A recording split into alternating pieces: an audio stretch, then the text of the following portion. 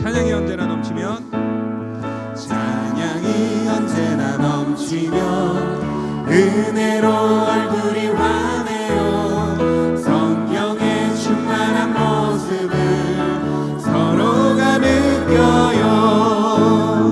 할렐루 할렐루 손뼉 치면서 할렐루 할렐루 소리 외치며 할렐루 할렐루 두 손을 들고 주님을 찬양해요. 사랑이 언제나 넘치면 은혜로 얼굴이 환해요. 성령의 충만한 모습을 서로가 느껴요. 할렐루 할렐루 손뼉 치면서 할렐루 할렐루 소리 외치며 할렐루 할렐루 두 손을 들고 주님을 찬양해요. 감사가 언제나 넘치면 은혜로 얼굴이 환해요. 성령의 충만한 모습을 서로가 느껴요. 할렐루 할렐루 손뼉 치면서 할렐루 할렐루 소리 외치며 할렐루 할렐루 두 손을 들고 주님을 찬양. 하나 더 해볼게요.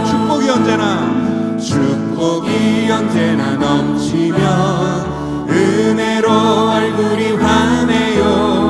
성령의 충만한 모습을 서로가 느껴요.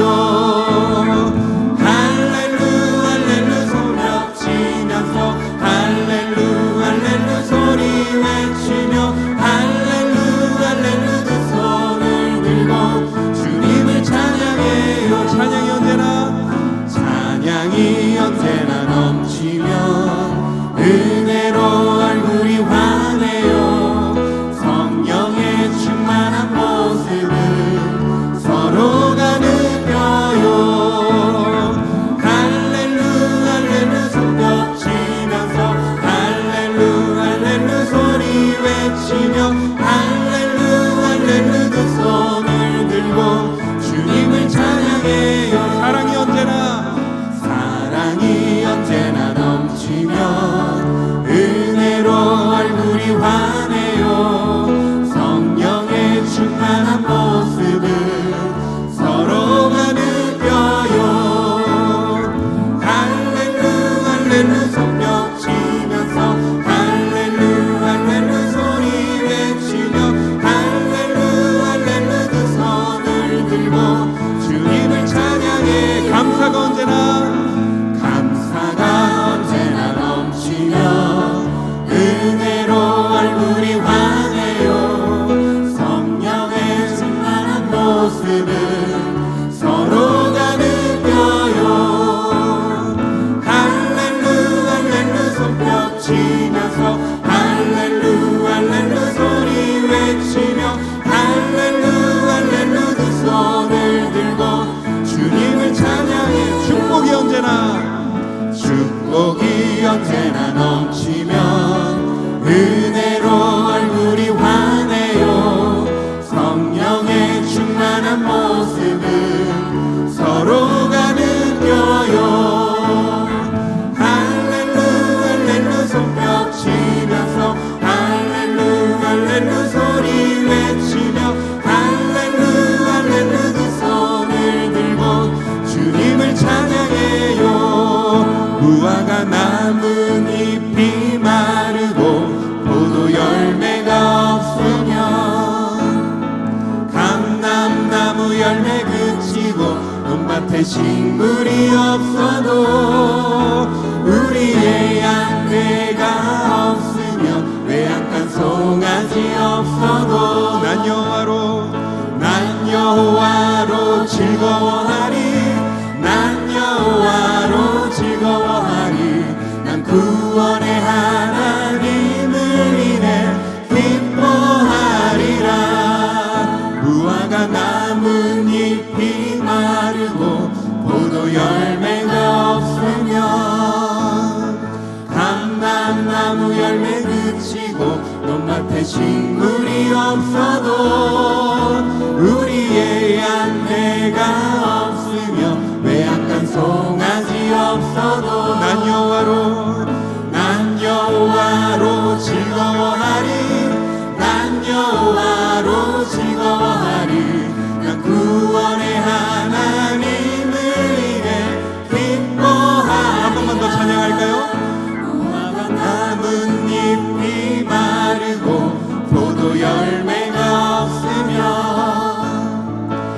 감람나무 열매 그치고 논밭에 식물이 없어도 우리의 양떼가 없으며 외양간 송아지 없어도 난 여호와로 즐거워하리 난 여호와로 즐거워하리 난 구원의 하나님을 인해 기뻐하리라.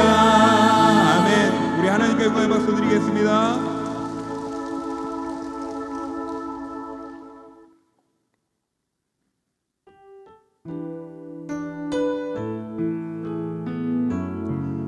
우리 시간 주님 앞에 힘을 얻고 나아가는 귀한 하나님의 백성들 되길 바랍니다. 우리 그러한 마음으로 찬양하겠습니다. 주께 힘을 얻고 그 마음에 시온의 대로가 있는 그대는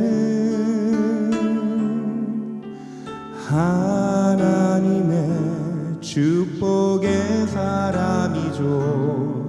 주님 그대를 너무 기뻐하시죠. 주의 집에 거하기를 사모하고 주를 항상 찬송하는 그대는 하나님의 축복의 사람이죠. 주님 그대를 너무 사랑하시죠. 그대 섬김은 아름다운 찬송 그대 헌신은 향기로운 기도 그대가 밟는 땅 어디에서라도 주님의 이름 높아질 거예요. 주께 힘을 얻고 그 마음에 시온의 대로가 있는 그대는 하나님의 축복의 사람이죠. 주님 그대를 너무 기뻐하시죠. 주의 집에 거하기를 사모하고 주를 항상 찬송하는 그대는 하나님의 축복의 사람이죠. 주님 그대를 너무 사랑하시죠. 그대 섬김은 아름다운 찬송 그대 헌신은 향기로운 기도 그대가 밟는 땅 어디에서라도 주님의 이름 높아. 우리 좌우에 계신 분을 축복하면서 한번 찬양하겠습니다. 그대 섬김은 아름다운 찬송 그대 헌신은 향기로운 기도 그대가 밟는 땅 어디에서라도 주님의 이름 높아질 거예요. 아멘.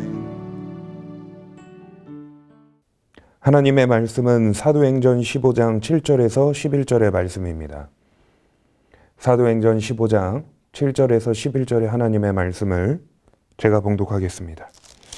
많은 변론이 있은 후에 베드로가 일어나 말하되 형제들아 너희도 알거니와 하나님이 이방인들로 내 입에서 복음의 말씀을 들어 믿게 하시려고 오래전부터 너희 가운데에서 나를 택하시고 또 마음을 하시는 하나님이 우리에게와 같이 그들에게도 성령을 주어 증언하시고 믿음으로 그들의 마음을 깨끗이 하사 그들이나 우리나 차별하지 아니하셨느니라.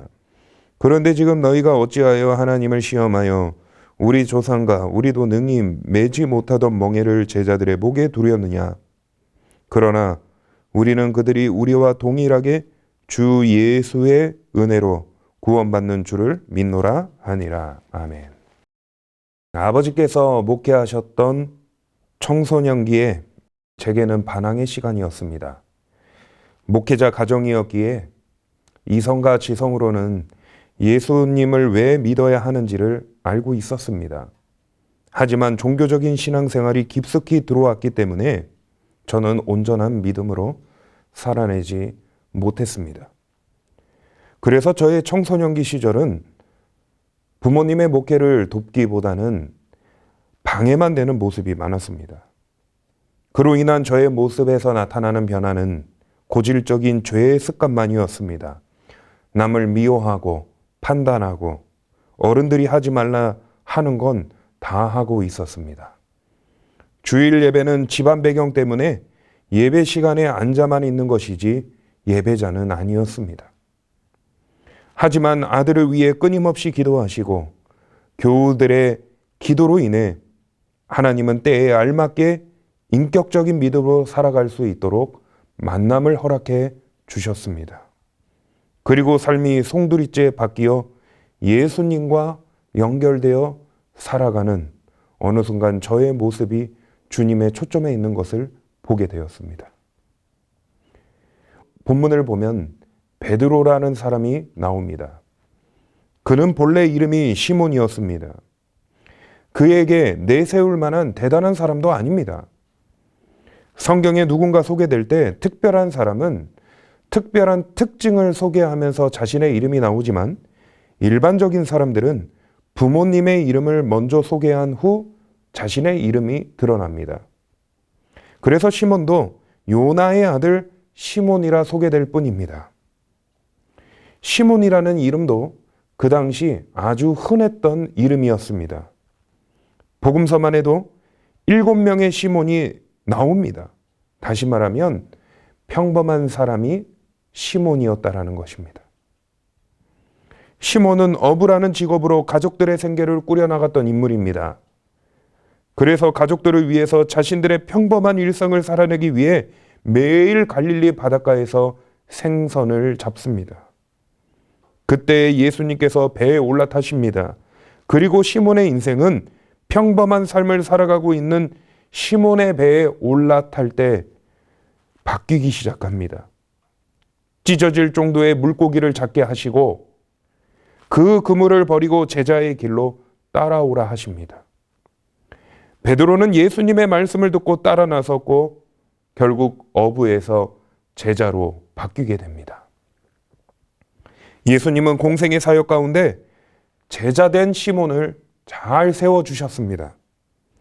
사역 가운데 특별히 몇 명만을 제자 중에 데려가야 할 때에도 예수님께서는 시몬을 절대로 빼놓지 않으셨습니다. 그 중에 대표적으로 변화산 사건이 있습니다. 유대인이라면 누구나 보고 싶어 할 모세와 엘리야를 만날 때 시몬은 그 자리에 있었다는 것입니다. 또한 죽었던 나사로가 살아날 때에도 그때에도 시몬은 있었습니다.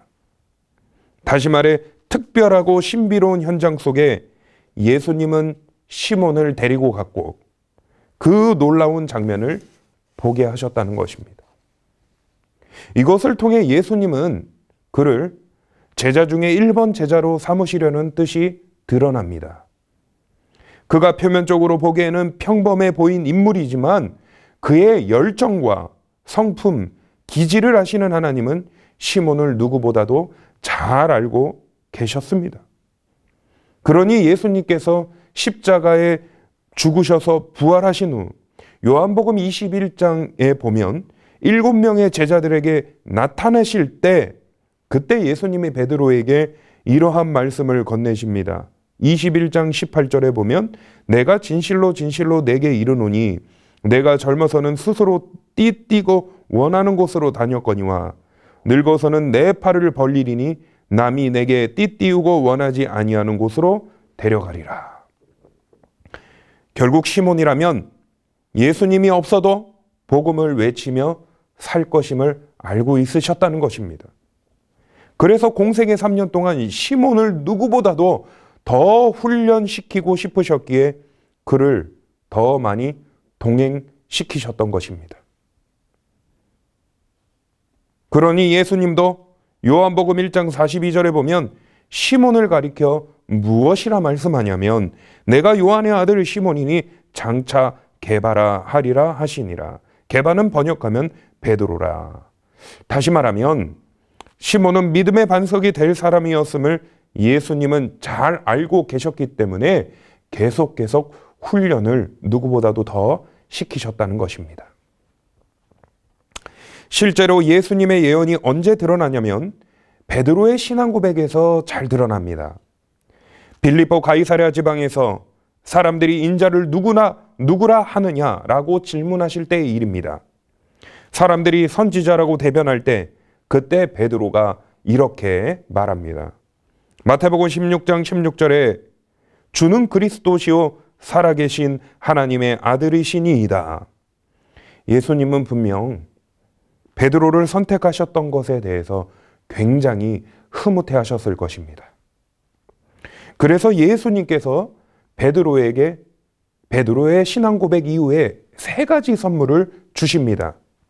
하나는 시몬아 너는 복이 있도다 라는 것이고, 두 번째로는 너는 베드로라 내가 이 반석 위에 내 교회를 세우리니 음부의 권세가 이기지 못하리라 라는 것이고, 세 번째로는 내가 천국 열쇠를 내게 주겠다라는 것입니다. 사랑하는 성도 여러분, 이처럼 예수님을 하나님의 아들이심으로 인정하며 살아갈 때 베드로에게 주셨던 것 같이 오늘 우리에게도 우리에게 맞는 하나님의 은혜와 복이 열매가 있을 줄 믿습니다. 이 시점에서 이제 제목을 상기하면서 한 가지 짚고 넘어가고 싶습니다. 그렇다면 베드로는 정말 인격적으로 예수님을 만났는가라는 것입니다. 다시 말하면 그는 시몬에서 베드로가 정말 되었느냐라는 것입니다. 의문은 2가지입니다. 하나는 예수님 앞에 하나님의 아들이라고 당당하게 고백했던 그가 예수님께서 대제사장들에게 잡히실 때 3번 부인했기 때문입니다. 어느 정도의 부인하는 것이냐면 베드로가 마지막 3번째 부인할 때 이렇게 대답을 합니다. 마태복음 27장 74절에 보면 그가 저주하며 맹세하여 이르되 나는 그 사람을 알지 못하노라. 저주하며 맹세하며 알지 못한다라는 것입니다. 그리고 나서 베드로가 75절에 보면은 이런 생각이 났었나 봅니다. 이에 베드로가 예수님의 말씀에 닭 울기 전에 내가 3번 나를 부인하리라 하심이 생각나서 밖에 나가서 심히 통곡하니라. 사랑하는 여러분, 고린도전서 1장 18절에 보면 십자가의 도가 멸망하는 자들에게는 미련한 것이요 구원을 받는 우리에게는 하나님의 능력이라라고 말씀합니다. 사도 바울의 신학적 접근으로 보면 복음은 천국 가는 백성과 아닌 자를 구분하는 중요한 것이라 말씀한다는 것입니다. 그러니 인격적으로 예수님을 만난 우리에게 육신의 죽음은 두려운 것이 아니라는 것이죠. 왜냐하면 예수님으로 말미암아 벌써 내 안에 구원이 있기 때문입니다. 그렇다면 베드로는요, 분명 일전에 예수님은 하나님의 아들이십니다 라고 고백할 때 주신 이 3가지 선물이 있지 않습니까? 그 중에 천국 열쇠가 있습니다. 그것도 예수님께서 직접 주신 선물이었습니다. 그런데도 불구하고 예수님이 잡히실 때 자신도 그렇게 될까봐, 자신도 예수님처럼 십자가를 짊어질까봐 빠져나가기 급급한 베드로의 모습뿐이라는 것입니다. 결국 베드로는 육신의 죽음 앞에서 두려운 나머지 무너진 것입니다. 인격적인 예수님을 시몬은 만났는가? 2번째, 그의 기질 때문입니다. 성경에 보면 베드로의 성격은 유별납니다. 먼저 나서기를 참 좋아하는 사람으로 보입니다. 그렇다 보니 남들보다 한 발짝 더 나와 움직이기도 하고 앞뒤 사정 볼 것 없어 보이기도 하고 자기 마음에 꽂히면 그대로 일을 저지르는 사람으로 보입니다. 한 번은 예수님께서 마지막 만찬 때 제자들 앞에서 이 스가랴 13장 7절에 기록된 말씀을 하십니다. 마태복음 26장 31절인데요. 오늘 밤에 너희가 다 나를 버리리라. 기록된 바 내가 목자를 치리니 양의 떼가 흩어지리라 하였느니라. 이때 베드로가 나섭니다. 무엇이라 나서냐면 33절에 베드로가 대답하여 이르되 모두 주를 버릴지라도 나는 결코 버리지 않겠나이다 라고 말씀합니다. 이때 예수님이 베드로에게 제자들에게 무슨 말을 하시냐면 바로 오늘 밤 닭 울기 전에 내가 3번 나를 부인하리라 이런 예언을 하신다는 겁니다. 두 번째 사건은요. 겟세마네 동산에서 기도하실 때 예수님을 잡으러 가룟 유다와 함께 대제사장의 군대가 올 때입니다. 대제사장의 군대가 예수님을 잡을 그때에 요한복음 18장 10절에 보니까 이에 시몬 베드로가 칼을 가졌는데 그것을 빼어 대제사장의 종을 쳐서 오른편 귀를 베어버리니 그 종의 이름은 말고라. 한마디로 이 말고의 귀를 베었다라는 것입니다. 그래서 베드로의 기질로 성격을 주체하지 못하는 사람이라고 많은 신학자들이 정의 내립니다. 대화에도 논리적이지 못하고 목소리 큰 사람이 이긴다는 생각으로 대화하는 사람이 바로 베드로라는 것입니다. 이런 두 가지 측면으로 살펴볼 때 오늘 제목처럼 베드로는 예수님 앞에서 주는 그리스도시요 살아계신 하나님의 아들이시니이다 라고 말한 것, 인격적으로 예수님을 만난 것인가 라는 것입니다. 예수님은요, 십자가에서 죽으시고 부활하신 후 승천하시기 전 베드로를 만나실 때 무엇이라고 말씀하시냐면 요한의 아들 시몬아라고 부르십니다.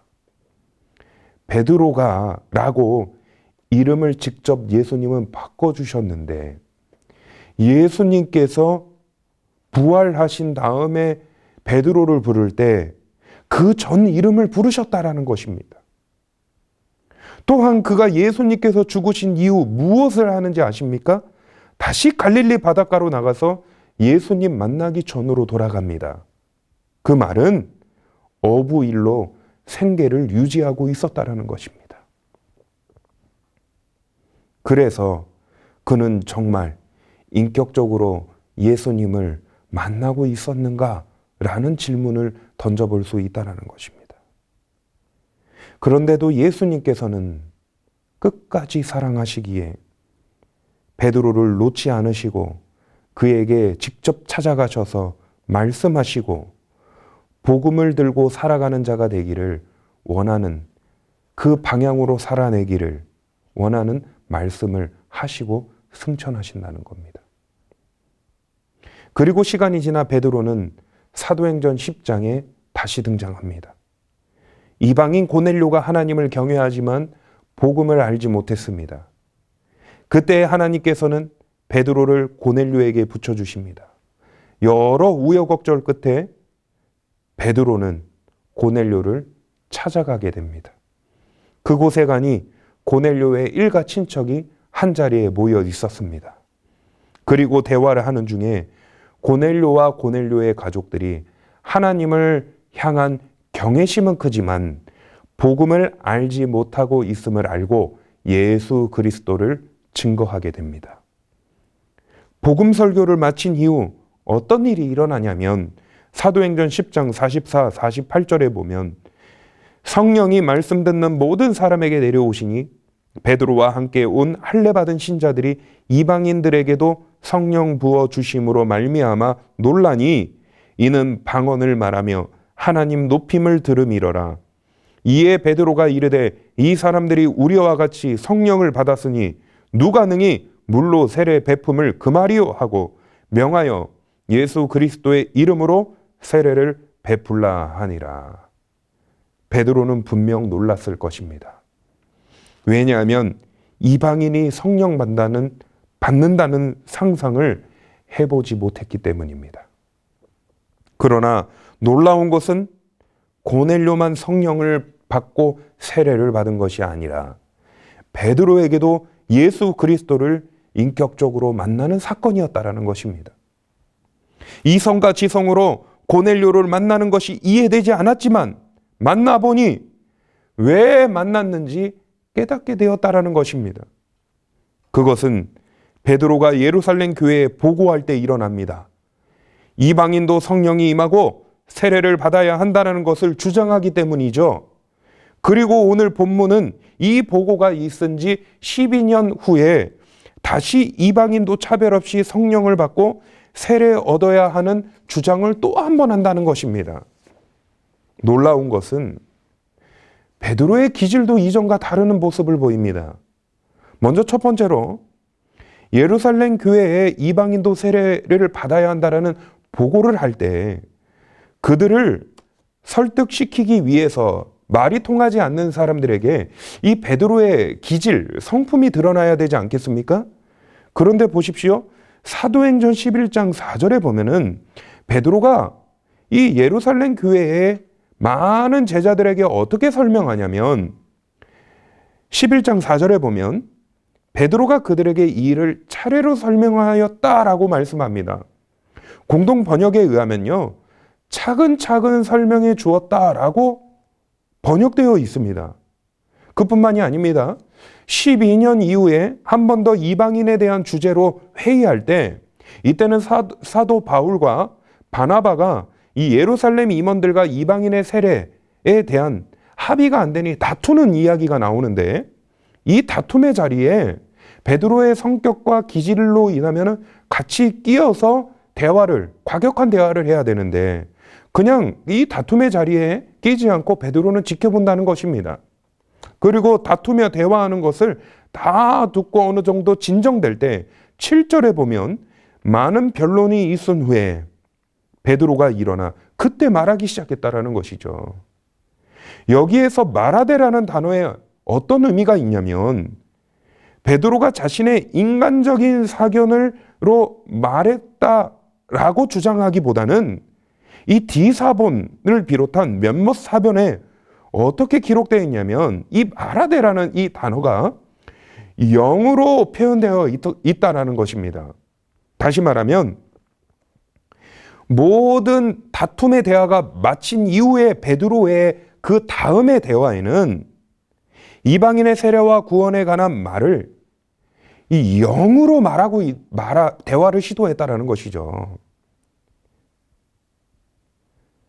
사랑하는 여러분, 인격적으로 예수님을 만난 베드로는 더 이상 종교적인 신앙적 배경은 보이지 않아 보입니다. 성경은 선진들을 통하여 우리에게 많은 신학적 교훈을 가져다 줍니다. 그것은 모든 성경의 인물들이 대단해 보이는 것 같지만 실제로 그들도 다 광야의 길을 걷고 난 후에 하나님의 온전한 자녀로 세운 바 되었다라는 것입니다. 그리고 우리는 그 말씀들을 바라보면서 지금의 상황 속에서도 어떠한 모습이 하나님이 원하시는 모습인지를 살펴보며 나아가야 한다라는 것입니다. 종교적인 신앙에서 인격적인 신앙의 배경이요, 시간이 조금 걸릴 수 있습니다. 하지만 예수님은 우리를 절대로 포기하지 않으시기 때문에 우리도 말씀의 끈을 놓지 않으면 언젠가 나를 찾아오셔서 나를 살피시고 나를 구원하시기 위해 이 땅에 오신 예수님께서 나를 만나 주신다는 겁니다. 그리고 종교적인 신앙에서 인격적인 신앙으로 나아가게 하신다는 것입니다. 그 만남이 곧 내게 다가올 것입니다. 그러므로 예배의 끈을 놓지 마십시오. 경건의 자리를 놓지 마시고 믿음의 끈을 끝까지 소지하며 살아가십시오. 그때 우리 모두가 하나님이 원하시는 삶의 자리로 살아갈 뿐만 아니라 천국을 소망하는 백성으로 되어 있을 것입니다. 그 시간이 속히 오도록 함께 기도하는 우리 모두가 되기를 바랍니다. 이 시간 다 같이 합심하여 기도하실 때 먼저 말씀을 붙들며 기도하겠습니다. 인격적으로 예수님을 만날 수 있게 해달라고 오늘 말씀을 생각하면서 오직 예수님을 온전하게 믿으며 살아갈 수 있게 해달라고 다 같이 합심하여 기도하겠습니다. 하나님 아버지, 오늘 말씀을 생각하며 하나님을 온전히 인격적으로 만나길 원합니다. 종교적인 신앙의 배경을 넘어서 오직 하나님 주시는 그 믿음, 예수 그리스도를 믿는 믿음 가운데 살아갈 때 우리의 삶이 변화가 되고 우리의 자리가 하나님이 원하시는 자리로 살아가길 원하고, 또한 예수님을 믿음으로 말미암아 우리 안에 천국이 임했고, 그러므로 저 하나님의 나라를 소망하는 우리 모두가 되도록 주님 붙잡아 주시옵소서. 그러므로 예배의 끈을 놓지 않길 원합니다. 경건의 자리, 믿음의 자리, 기도의 자리, 말씀의 자리를 놓지 않는 우리 모두가 되도록 주님께서 붙잡아 주시옵소서. 두 번째로 기도할 것은 국가와 교회를 위해서 기도하겠습니다. 코로나19가 빨리 종식되어 국가와 교회 기능이 속히 돌아올 수 있게 해달라고, 회복될 수 있게 해달라고 기도하시고, 두 번째로는 하나님께서 굳건하게 지키시는 우리나라와 교회 되게 해달라고 다 같이 합심하여 기도하겠습니다. 하나님 아버지, 이 시간에 한 번 더 기도할 때 국가와 교회를 위해서 기도합니다. 코로나19로 인해서 사회적인 기능이 원활하게 움직이지 않습니다. 예전과 같은 삶의 모습을 살아내지 못하고 있습니다. 그 바이러스의 침투로 인하여서 온 세계가 경제가 무너지고 또한 여러 가지 삶의 패턴이 바뀌어버렸습니다. 그러므로 주님, 우리의 모든 삶이 예전의 모습으로 돌아올 수 있도록 주님께서 치유하여 주시고 회복하여 주시옵소서. 그뿐만이 아니라 교회의 기능까지 멈춰버렸습니다.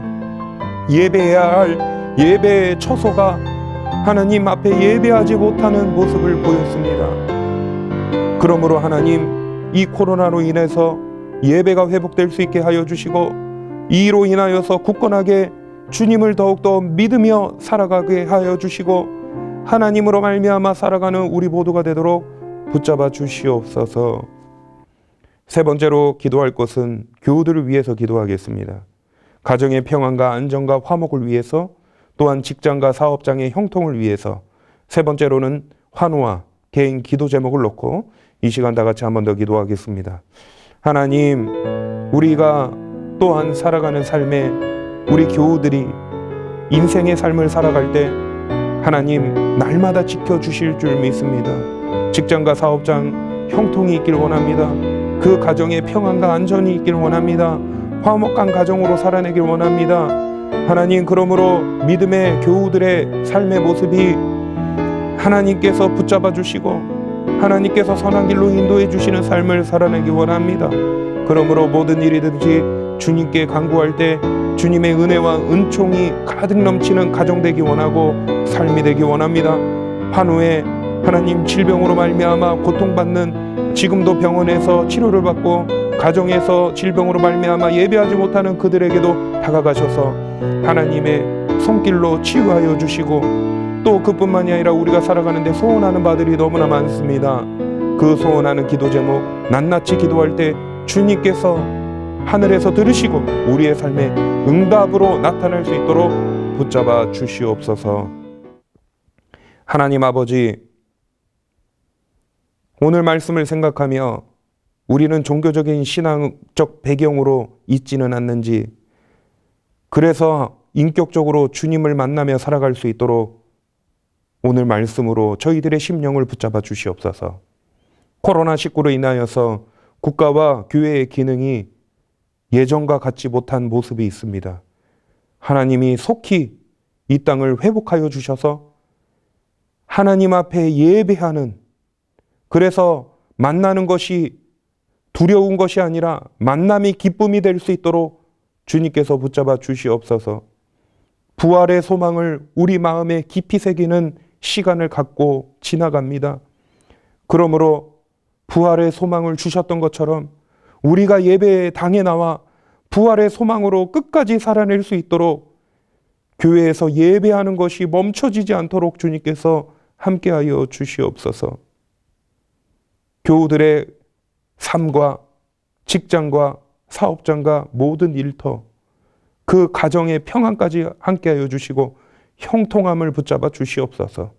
질병으로 고통받고 있는 교우들에게는 하나님의 치유의 손을 덧입혀 주셔서 예배하지 못하는 그 자리를 박차고 일어나 주님 앞에 나와 예배할 수 있도록 함께하여 주시옵소서.